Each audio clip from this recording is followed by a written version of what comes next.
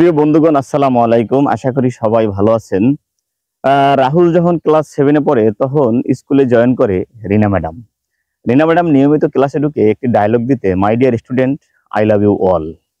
আসলে এটি ছিল রিনা ম্যাডামের মিথ্যে কথা। কারণ রিনা ম্যাডাম ক্লাসের সবাইকে সে পছন্দ করতো না, সবাইকে সে ভালোবাসতো না।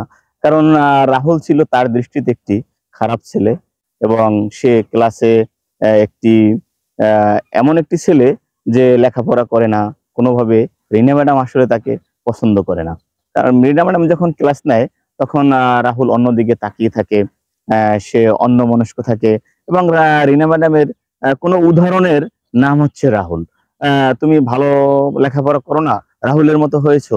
মানে রাহুল হচ্ছে তার কাছে একটি উদাহরণের নাম।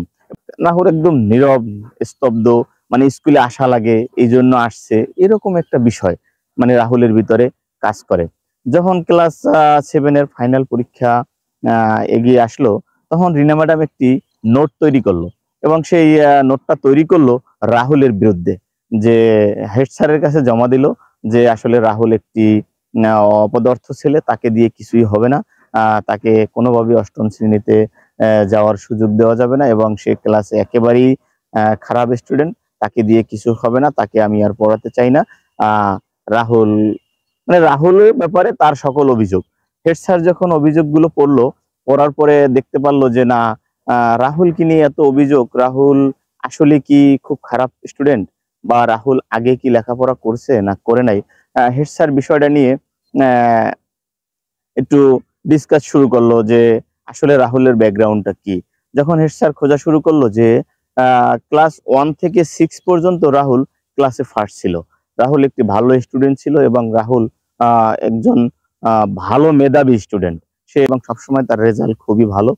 যখন হেড স্যার এগুলো ভাবলো, দেখলো যে আসলে রাহুলের ব্যাকগ্রাউন্ড তো লেখাপড়ার খুবই ভালো, তাহলে কেন রিনা ম্যাডাম এই অভিযোগ করলো, এবং কেন রাহুলের এই অবস্থা হলো। তখন হেড স্যার করলো কি, ওর বাড়িতে খোঁজ নেওয়া শুরু করলো যে আসলে রাহুল কি আগে থেকেই এভাবে ভালো লেখাপড়া করে এসে এখন কেন ক্লাস 7-এ এই রেজাল্ট করতেছে, এবং কেন সে অন্যমনস্ক হয়ে গেল, কেন এই বিষয়গুলো হেড স্যার যখন ভালোভাবে জানতে চাইলো, তার বাবার সাথে কথা বললো। তার বাবার সাথে কথা বলে জানতে পারলো যখন ক্লাস 7-এ উঠে রাহুল, তখন রাহুলের মার ব্লাড ক্যান্সার ধরা পড়ে।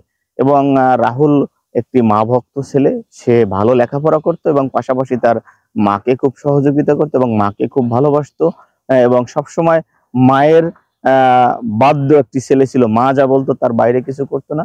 যখন রাহুলের মা আস্তে আস্তে দিনে দিনে অসুস্থ হচ্ছে, আর রাহুলও আস্তে আস্তে লেখাপড়ায় অমনোযোগী হচ্ছে, তখন যখন একটা পর্যায়ে গিয়ে ক্লাস 7-এর 6 মাস পার হয়ে গেল, তখন রাহুলের মা মারা যায়। রাহুলের মা মারা যাওয়ার পরে রাহুল একেবারেই নিস্তব্ধ হয়ে যায়, রাহুল একেবারেই অন্যমনস্ক হয়ে যায়, এবং লেখাপড়া একেবারেই বন্ধ করে দেয় বললে চলে। স্কুলে যাওয়া লাগে শুধু বাবার কথা রক্ষা করতে, স্কুলে আসে কিন্তু সে ক্লাসে অমনোযোগী। এই বিষয়গুলো নোট করে রিনা ম্যাডামকে হেড স্যারের রুমে হেড স্যার ডাকলো। ডাকার পরে রিনা ম্যাডামকে তার ডিটেলস বলল। ক্লাস 1 থেকে ক্লাস 6 পর্যন্ত রাহুল ক্লাসে ফার্স্ট ছিল, এবং সবসময় সকল সাবজেক্টে সে ভালো রেজাল্ট করেছে, এবং রাহুল একটি ভালো মেধাবী স্টুডেন্ট ছিল। সব বিষয়গুলো সম্পর্কে রিনা ম্যাডামকে জানালো, এবং জানালো যে রাহুল ক্লাস 7-এ আসার পরে ওর মা ব্লাড ক্যান্সারে অসুস্থ হয়ে মারা যায়, তারপর থেকে রাহুলের এই অবস্থা। রিনা ম্যাডাম কথাগুলো শুনে তার আসলে খুব কষ্ট লাগলো যে আমি কি আসলে একটি ভুল সিদ্ধান্ত নিতে চেয়েছিলাম, আমি রাহুলের প্রতি অন্যায় করতেছিলাম। তখন রিনা ম্যাডাম হেড স্যারের কাছে ক্ষমা চাইলো এবং বলল যে আমি রাহুলকে নিয়ে নতুন করে ভাবতে চাই, এবং রাহুলকে আমি নতুন করে তৈরি করতে চাই। কেন রাহুল লেখাপড়ায় খারাপ হলো, তার থেকে আমি রাহুলকে তুলে আনবো। তখন রিনা ম্যাডাম হেড স্যারের কাছে ক্ষমা চেয়ে আবার রাহুলের প্রতি তার ভালোবাসা বৃদ্ধি করে সে পরের দিন যখন ক্লাসে আসলো, তখন ঢুকি আবার একটি ডায়লগ দিল, my dear student, I love you all. এটাও তার মিথ্যে কথা। কারণ আজকেও সে সবাইকে ভালোবাসে না, আজকে একজনকে বেশি ভালোবাসে, তিনি হচ্ছে রাহুল। কারণ রাহুলের প্রতি তার ভালোবাসা বেড়ে গেছে। অন্য স্টুডেন্টের প্রতি তার ভালোবাসা আছে, কিন্তু রাহুলের প্রতি তার ভালোবাসাটা অনেক বেড়ে গেছে। তখন রাহুলকে আহ জানতে চেষ্টা করলো রাহুল, ম্যাডামের হয়তো 5টা কথা বললে 2টোর জবাব দেয়, 3টা দেয় না। ম্যাডাম কিচ্ছু বলে না। অন্যদিন যে রকমের ওকে মন্দ বলতো বা তুচ্ছ তাচ্ছিল্য করে কথা বলতো, সেগুলো আজ বলছে না। আজকে ক্লাসের অন্য স্টুডেন্টরা দেখতেছে যে ম্যাডাম পড়াচ্ছে, রাহুলের কাছে যাচ্ছে, বুঝছে কিনা সেটা রাহুলকে জিজ্ঞেস করতেছে এবং রাহুলকে বোর্ডে ডাকলো। এভাবে একটি জিনিস বারবার বারবার রাহুলকে পড়াচ্ছে। এভাবে অনেক দিন চলে গেল এবং ক্লাসের অন্য যারা আছে, অন্য স্টুডেন্টরাও বুঝতে পারলো যে না, আসলে আমরাও রাহুলের প্রতি ভুল করছি। ম্যাডাম সকল স্টুডেন্টকে বলল যে দেখো, রাহুলের খারাপ হয়ে যাওয়ার পিছনে এই বিষয়টা ছিল যে ওর মা ব্লাড ক্যান্সারে মারা গেছে। তখন অন্য যারা বন্ধু আছে ক্লাসে সবাই রাহুলের প্রতি টেক কেয়ার শুরু করলো ভালোভাবে ম্যাডামের সাথে। একটা পর্যায়ে গিয়ে রাহুল 8ম শ্রেণীতে পরীক্ষা দিয়ে ক্লাসে ফার্স্ট হলো আবার। তখন সকলের ভালোবাসায় রাহুল আস্তে আস্তে ডেভেলপ হতে শুরু করলো। মায়ের ভালোবাসাটা সে রিনা ম্যাডামের কাছ থেকে পেতেছে। এরকমের তার মানে মনের কষ্টগুলো আস্তে আস্তে দূর হচ্ছে। সবাই যখন রাহুলের প্রতি একটু কেয়ার করতেছে, তখন রাহুল আস্তে আস্তে স্বাভাবিক জীবনে ফিরে আসতেছে। রাহুল লেখাপড়া ভালো করতেছে। রাহুল 8ম শ্রেণীতে পরীক্ষা দিয়ে ক্লাসে যখন ফার্স্ট হলো, সকলের কাছে রাহুল বাহবা পেল যে না, রাহুল তুমি সেরা, তুমি সেরা ছিলে, তুমি সেরা, এবং তোমাকে আমরা অকারণে তুচ্ছ তাচ্ছিল্য করেছি। দেখ রাহুল লেখাপড়া এই স্কুলের এসএসসি পরীক্ষার কাছাকাছি সময় চলে আসলো। স্কুলে যেদিন বিদায় অনুষ্ঠান, আজ রাহুল চলে যাবে। তো রাহুল ম্যাডামের জন্য 2টি গিফট নিয়ে আসছে বাড়ি থেকে। একটি হচ্ছে মায়ের হাতের বালা, আরেকটি হচ্ছে একটি পারফিউম। তো রাহুল ম্যাডামের হাতে দিল যে ম্যাডাম, আমার তরফ থেকে আপনাকে এই 2টো গিফট। ম্যাডাম হাতে বালাটে নিয়ে বলল, রাহুল এটি কি করব? বললো যে ম্যাডাম আপনি এটি পরবেন, আমি দেখবো। ম্যাডাম হাতে বালাটি পরলো এবং পারফিউমটি সে ব্যবহার করলো। রাহুল ম্যাডামের কাছে বলল যে ম্যাডাম, আমি সবসময় আপনার, আমি যেখানেই থাকি, যেথায় থাকি, আমি আপনার সাথে যোগাযোগ কন্টিনিউ করতে চাই।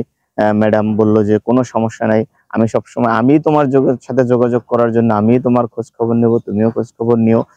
তবে যাই হোক, রাহুল এসএসসি পরীক্ষা দিল। এসএসসি পরীক্ষায় স্কুলের সেরা রেজাল্ট করলো রাহুল, সবচেয়ে ভালো রেজাল্ট করলো রাহুল স্কুলের ভিতরে।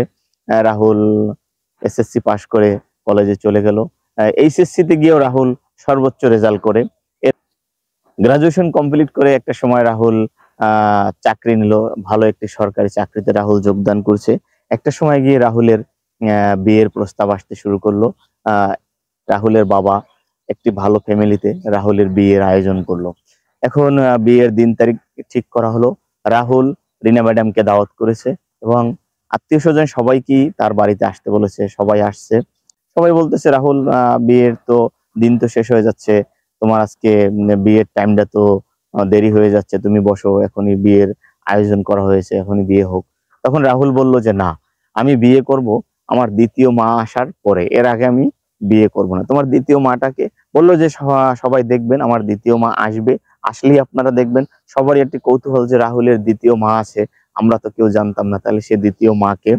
যাই হোক, রিনা ম্যাডাম আসতে একটু দেরি হলো। রিনা ম্যাডাম যখন আসছে, তখন সবাইকে পরিচয় করিয়ে দিল যে এই হচ্ছে আমার দ্বিতীয় মা, যিনি আমার জীবনের একটি দ্বিতীয় অধ্যায় এবং আমার জীবনকে নতুন করে গড়ার পিছনে যে কারিগর, তিনি হলেন এই রিনা ম্যাডাম। তিনি আমার দ্বিতীয় মা, সে চলে আসছে, এখন আমি বিয়ে করতে পারি। তো তখন বিয়ে করলো। রাহুলও ম্যাডামের সাথে সম্পর্ক ভালো রাখলো। ম্যাডামও রাহুলের সাথে সম্পর্ক ভালো রাখলো। এখানে একটা মূল মেসেজ হচ্ছে যে আসলে একটু ভালো ব্যবহার মানুষকে পরিবর্তন করে দিতে পারে। আর এতক্ষণ যে বিষয়টি আলোচনা করেছি, এটি ছিল পুরোই একটি সাজানো গল্প, আর কিছুই না। যদি কারো জীবনের সাথে মিলে যায় তাহলে সেজন্য আমি দায়ী না।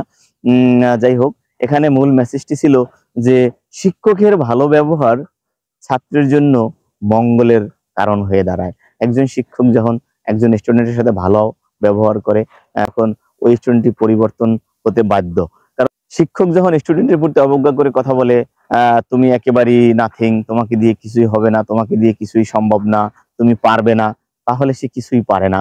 আস্তে আস্তে সে আরো খারাপের দিকে চলে যায়। তাই এটি মূল মেসেজটা হলো যে শিক্ষকরা যদি ছাত্রদের সাথে ভালো ব্যবহার করে, স্টুডেন্টের সাথে ভালো ব্যবহার করলে সে ডেভেলপ হতে বাধ্য। এটাই ছিল মূল মেসেজ। একটু ভালো ব্যবহার, একটু ভালো কথা। শুধু শিক্ষক ছাত্রের সাথে নয়, উভয়ের সাথে, ছাত্র শিক্ষকের সাথে, শিক্ষক ছাত্রের সাথে, আপনি পাড়া প্রতিবেশীর সাথে, সমাজের যে কোনো ছোট বড়োর সাথে ভালো ব্যবহারই পারে সবকিছু পরিবর্তন করে সুন্দর একটি সমাজ উপহার দিতে, সুন্দর একটি জীবন উপহার দিতে। ভালো থাকবেন সবাই। আল্লাহ হাফেজ। আসসালামু আলাইকুম।